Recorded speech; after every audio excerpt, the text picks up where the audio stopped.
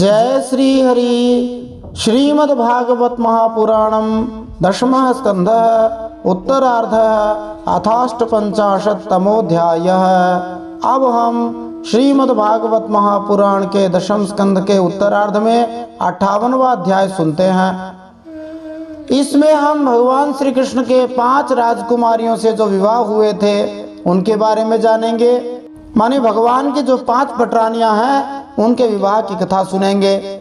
इस 58वें अध्याय के पिछले भाग में हमने श्लोक संख्या 1 से श्लोक संख्या 10 तक श्रवण किया था। अब इस 58वें अध्याय के दूसरे भाग में श्लोक संख्या 11 से श्लोक संख्या 31 तक श्रवण करेंगे और भगवान श्री कृष्ण के 2 विवाहों की कथा जानेंगे, कालिंदी और मित्रविंदा। श्री गणेशाय नमः, श्री सरस्वत्यै नमः, श्री गुरवे नमः, श्री पुराण पुरुषोत्तमाय नमः। इन आगे के श्लोक संख्या 11 से श्लोक संख्या 31 तक सुनते हुए हम इन प्रश्नों के उत्तर भी प्राप्त कर सकते हैं। चूंकि इस अध्याय में भगवान के 5 विवाहों की कथा वर्णित की गई है, इसलिए प्रश्नों की संख्या भी बहुत ज्यादा हो गई है, परंतु निश्चित रूप से ये प्रश्न जो है भागवत की भगवान की लीलाओं को समझने में बड़े ही उपयोगी सिद्ध होंगे। ये प्रश्न मौलिक रूप से श्रीमद् भागवत हमारे सनातन शास्त्रों की समझ को बढ़ाने के लिए और भगवान की लीलाओं को गंभीरता से समझने के लिए बहुत उपयोगी हैं। तो हम इन प्रश्नों के उत्तर प्राप्त कर सकते हैं। वर्षा ऋतु के 4 महीने भगवान श्री कृष्ण इंद्रप्रस्थ में प्राचीन समय में क्षत्रिय राजा लोग शिकार क्यों करते थे, ये एक महत्वपूर्ण प्रश्न है। भगवान श्री कृष्ण का 4था विवाह किसके साथ हुआ था? भगवान श्री कृष्ण के 4थे विवाह की कथा हम जानेंगे। दूसरे शब्दों में कहो, कैसे हुआ कालिंदी श्री कृष्ण का विवाह? कालिंदी कौन थी? कालिंदी का परिचय हम जानेंगे। सूर्य पुत्री कौन है? यमराज की बहन का क्या नाम है? पांडवों के लिए सुंदर महल का निर्माण किसने किया? खांडव वन में भगवान श्री कृष्ण और अर्जुन की क्या लीला हुई, ये हम जानेंगे। अग्निदेव किस कारण से अर्जुन पर प्रसन्न हुए? अग्निदेव द्वारा अर्जुन को क्या क्या भेंट या उपहार दिए गए? अर्जुन को गांडीव नामक जो उनका विलक्षण धनुष है वह किसने व क्यों दिया था, ये भी एक महत्वपूर्ण और रोचक प्रश्न है। मय दानव कौन था जिसे अर्जुन ने बचाया था? पांडवों की अद्भुत सभा किस दानव द्वारा बनाई गई थी? जिस सभा में दुर्योधन भ्रमित होकर गिर गया था वह किसने बनाई थी? द्वारका में श्री कृष्ण द्वारा शुभ मुहूर्त में कालिंदी से विवाह। श्री कृष्ण की 4थी पटरानी के बारे में हम जानेंगे। इसके साथ ही हम जानेंगे कि बिना मुहूर्त विवाह आदि करने वालों को भागवत संदेश दिया गया है, वो हम जानेंगे। ये बड़ा ही प्रासंगिक महत्वपूर्ण प्रश्न है। श्री कृष्ण मित्रविंदा विवाह के बारे में हम जानेंगे, अथवा दूसरे शब्दों में कहो श्री कृष्ण का 5वां विवाह किसके साथ हुआ था, अथवा यूं कहो श्री कृष्ण की 5वीं पटरानी कौन है? श्री कृष्ण द्वारा अपहरण करके दूसरा विवाह किसके साथ किया गया था, वो भी हम जानेंगे। मित्रविंदा कौन थी?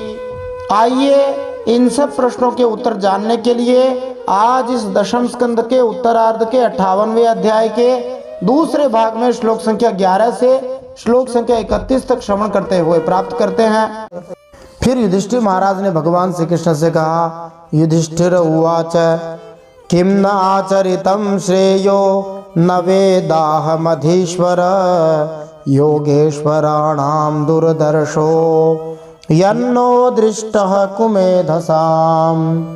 युधिष्ठिर महाराज ने कहा, हे सर्वेश्वर श्री कृष्ण, हमें इस बात का पता नहीं कि हमने अपने पूर्व जन्मों में या इस जन्म में कौन सा कल्याण साधन किया है। आपका दर्शन बड़े बड़े योगेश्वर भी बड़ी कठिनता से प्राप्त कर पाते हैं और हम कुबुद्धियों को घर बैठे ही आपके दर्शन हो रहे हैं, ऐसा सौभाग्य है। इति वै वार्षिकान् मासान् राज्ञा सोऽभ्यर्थितः सुखं जनयन् नयनानंद मिन्द्रप्रस्थौकसां विभुः। राजा युधिष्ठिर ने इस प्रकार भगवान का खूब सम्मान किया और कुछ दिन वहीं रहने की प्रार्थना की। इस पर भगवान श्री कृष्ण इंद्रप्रस्थ के नर नारियों को अपनी रूप माधुरी से नयन आनंद का दान करते हुए बरसात के 4 महीनों तक सुखपूर्वक वहीं रहे।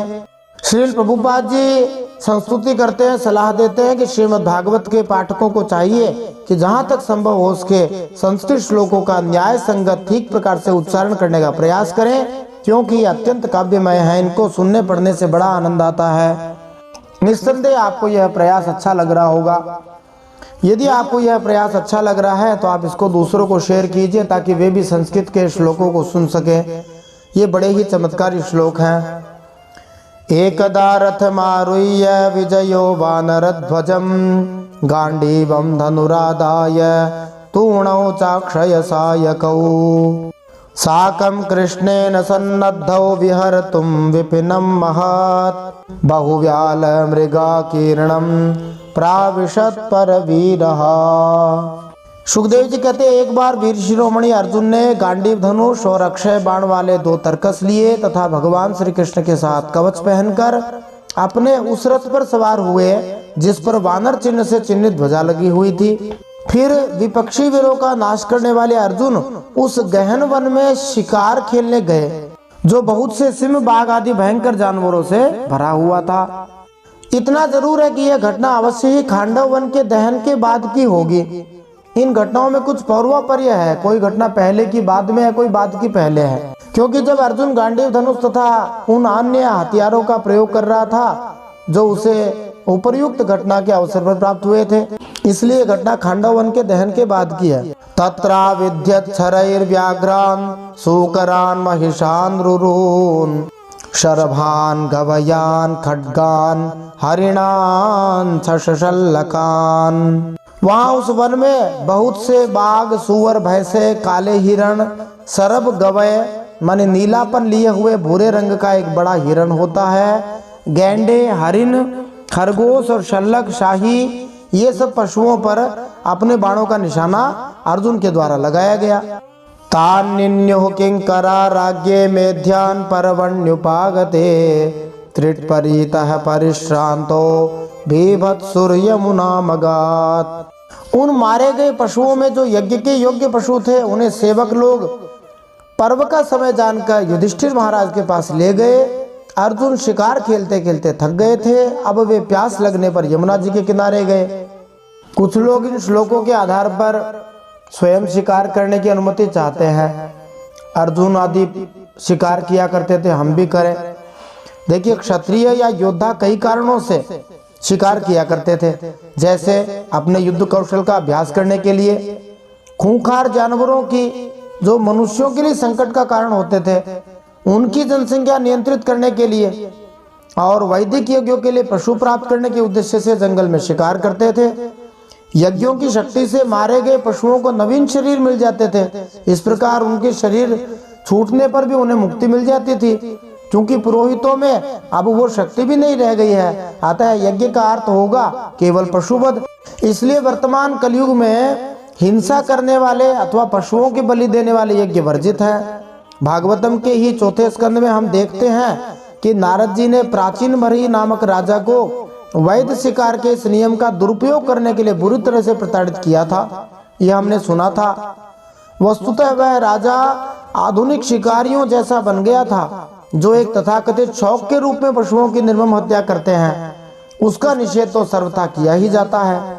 तत्रोपस्पृश्य विशदं पीत्वा वारि महारथौ कृष्णौ ददृशतुः कन्यां चरन्तीं चारुदर्शनाम्।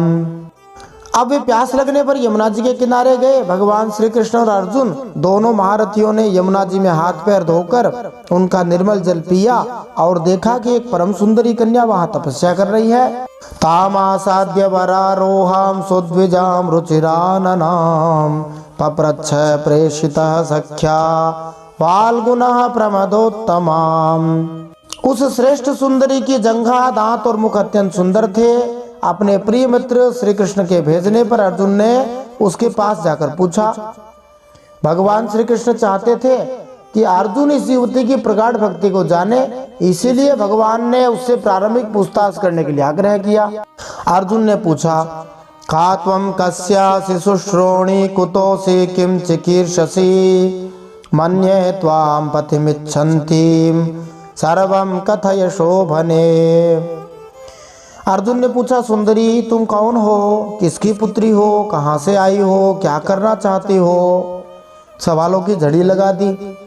मैं ऐसा समझता हूँ कि तुम अपने योग्य पति ढूंढ रही हो, पति चाह रही हो। हे कल्याणी, तुम अपनी सारी बात बतलाओ।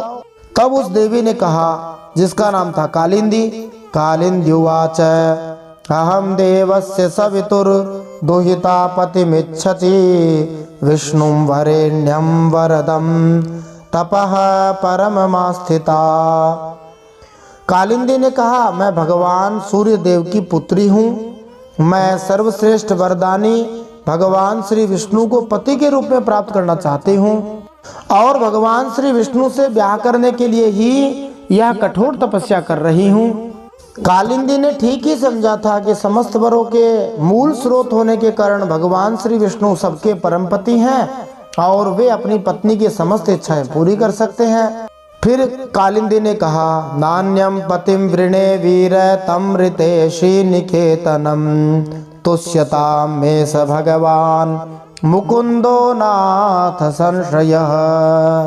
कालिंदी ने कहा, हे वीर अर्जुन, मैं लक्ष्मी के परमाश्रय भगवान श्री विष्णु को छोड़कर और किसी को अपना पति नहीं बना सकती। अनाथों के एकमात्र सहारे प्रेम वितरण करने वाले भगवान श्री कृष्ण मुझ पर प्रसन्न हो जाएं। सुंदर कालिंदी ने यहाँ पर कुछ संदेह प्रकट किया है। वे बल देती हैं कि उन्हें भगवान श्री विष्णु अथवा श्री कृष्ण के अलावा अन्य कोई पति स्वीकार्य नहीं है। जो श्री विष्णु है वे ही श्री कृष्ण बनकर आते हैं। कालिंदी जी कहती हैं कि वे भगवान अनाथों के आश्रय हैं। चूंकि कालिंदी कोई अन्य आश्रय स्वीकार नहीं करेंगी, इसलिए भगवान श्री कृष्ण को चाहिए कि वे उन्हें शरण दें। यही नहीं, वे कहती हैं तुष्यताम में स भगवान, वे भगवान मुझ पर प्रसन्न हो जाएं, यही मेरी विनती है। श्री विश्वनाथ चक्रवर्ती इंगित करते हैं कि यद्यपि कालिंदी एकांत स्थान में रह रही आश्रयहीन युवती है तो भी वह भयभीत नहीं है। भगवान श्री कृष्ण के प्रति ऐसी दृढ़ श्रद्धा और भक्ति आदर्श कृष्ण भावना है और श्रीमती कालिंदी की इच्छा जल्दी ही पूरी हो जाएगी। फिर अपना नाम बताते हुए उस देवी ने कहा, कालिंदी ती समाख्याता वसामि यमुना जले निर्मिते भवने पित्रा यावदच्युत दर्शनम। उस देवी ने कहा, मेरा नाम है कालिंदी। यमुना जल में मेरे पिता सूर्य ने मेरे लिए एक भवन भी बनवा दिया है। उसी में मैं रहती हूँ। जब तक भगवान का दर्शन न होगा मैं यही रहूंगी। चूंकि कालिंदी स्वयं सूर्य देव की पुत्री थी, अतएव किसमें साहस था कि उन्हें छेड़ पाता। इस घटना से हम महात्माओं द्वारा विगत युगों में संपन्न की जाने वाली सुंदर आध्यात्मिक विधियों की सराहना कर सकते हैं। सांसारिक प्रेमालापों के विपरीत सुंदर कालिंदी का भगवान श्री कृष्ण के प्रति प्रेम शुद्ध और पूर्ण था। यद्यपि कालिंदी अभी कोमल युवती थी, किंतु भगवान श्री कृष्ण से विवाह करने का उनका संकल्प इतना प्रबल था कि उन्होंने अपने पिता से कहकर यमुना नदी के अंदर एक मकान बनवाने के लिए व्यवस्था की, जहां वे तब तक कठिन तपस्या कर सकें जब तक उनके प्रियतम नहीं आ जाते। क्या ही दिव्य कलाकार रहे होंगे। यमुना जी के अंदर ही भवन बनवा दिया, वहीं तपस्या कर रही थी। तथा वदत गुडाकेशो वासुदेवा यशोपिताम रथमारोप्य तद विद्वान धर्मराज मुपागमत। अर्जुन ने जाकर भगवान श्री कृष्ण से सारी बातें कही। वे तो पहले से ही यह सब कुछ जानते ही थे। अब उन्होंने कालिंदी को अपने रथ पर बैठा लिया, धर्मराज युधिष्ठिर के पास ले आए। मानो भगवान श्री कृष्ण ने कालिंदी जी को आगे बढ़कर कहा कि श्री विष्णु तो तेरे दरवाजे पर खड़ा है, आओ मेरे रथ पर बैठो। यह कहकर भगवान ने रथ पर बैठाया और धर्मराज युधिष्ठिर के पास आए। यदैव कृष्णः संदिष्टः पार्थानां परमाद्भुतं कारयामास नगरं विचित्रं विश्वकर्मणा। फिर पांडवों की प्रार्थना से भगवान श्री कृष्ण ने पांडवों के रहने के लिए एक अत्यंत अद्भुत और विचित्र नगर विश्वकर्मा के द्वारा बनवा दिया। जिस नगरी का वर्णन किया जा रहा है वह नगरी खांडव वन के जलने से पहले ही बनी थी। अतः कालिंदी को पत्नी बनाने के पहले यह घटना घटी थी। सुखदेव जी बीच में दूसरी घटना घुसेड़ रहे हैं। बाद में कालिंदी जी के विवाह की बात कहेंगे। कभी कभी वक्ता होता है वो भगवान की लीला में लीन हो जाता है। एक बात कहते कहते दूसरी बात कह देते हैं। भगवास्तत्र निवसन स्वानाम प्रिय चिकीर्षया अग्नये खांडवम दातु मर्जुनस्यास सारथिः। भगवान इस बार पांडवों को आनंद देने, उनका हित करने के लिए वहां बहुत दिनों तक रहे। इसी बीच अग्निदेव को खांडव वन दिलाने के लिए वे अर्जुन के सारथी भी बने। श्री जीव गोस्वामी ने पांडवों के साथ भगवान श्री कृष्ण के रुकने की अवधि में घटी घटनाओं का अनुक्रम वर्णन किया है। जीव गोस्वामी जी कहते हैं कि पहले खांडव वन जलाया गया, फिर कालिंदी प्राप्त हुई, तब नगरी बनवाई गई और तब जाकर पांडवों को सभा भवन भेंट किया गया।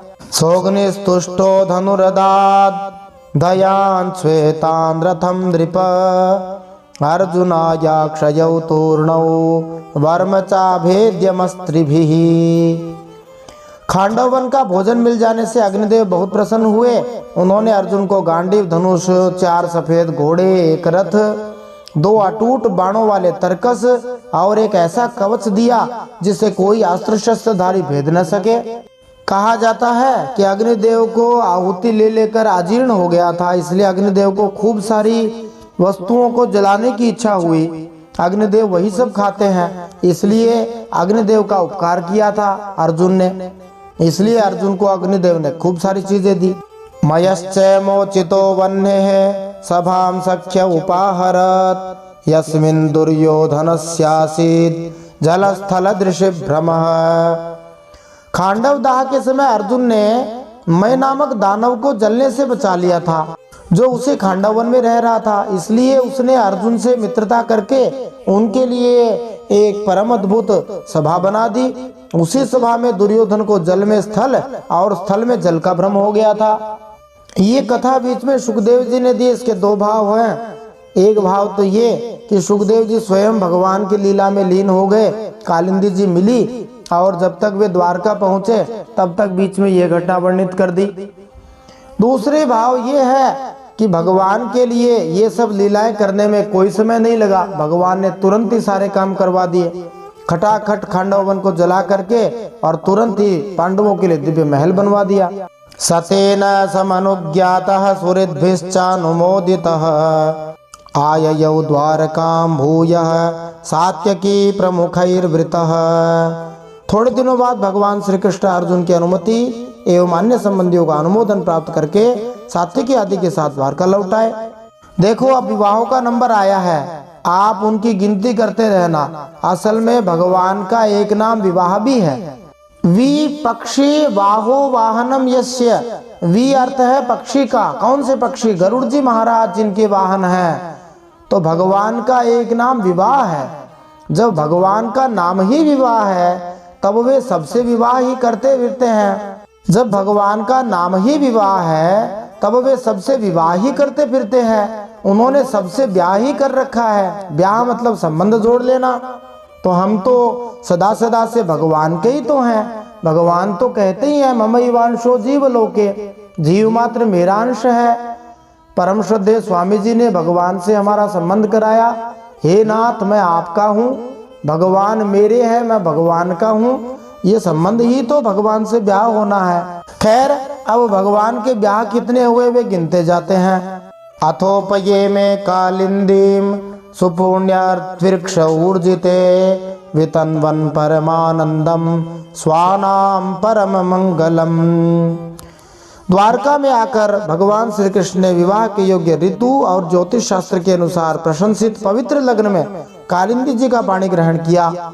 इससे उनके स्वजन संबंधियों को परम मंगल और परमानंद की प्राप्ति हुई। भगवान ने बढ़िया मुहूर्त निकलवाया। ऐसा नहीं कि भगवान को मुहूर्त की आवश्यकता नहीं है। साधारण लोग तो कुछ भी नहीं जानते, कहते हैं हमें मुहूर्त की आवश्यकता नहीं है। मुहूर्त में पैदा हुए थे क्या, मुहूर्त में मरते नहीं है, बीच में पूरे जीवन में मुहूर्त करते हैं। ये सब बेकार की बातें हैं। भगवान भी शास्त्र विधि का कितना पालन करते हैं, कितना आदर करते हैं। इसलिए कालिंदी जी के साथ विवाह किया, बढ़िया से मुहूर्त निकला करके। रुक्मिणी जी के साथ भी विवाह विधि के साथ ही किया था। तो भगवान की चौथी पटरानी हुई कालिंदी जी। बोलिए कालिंदी द्वारकाधीश भगवान की जय। ऐसे जयकारे पूरे द्वारकापुरी में लगने लग गए।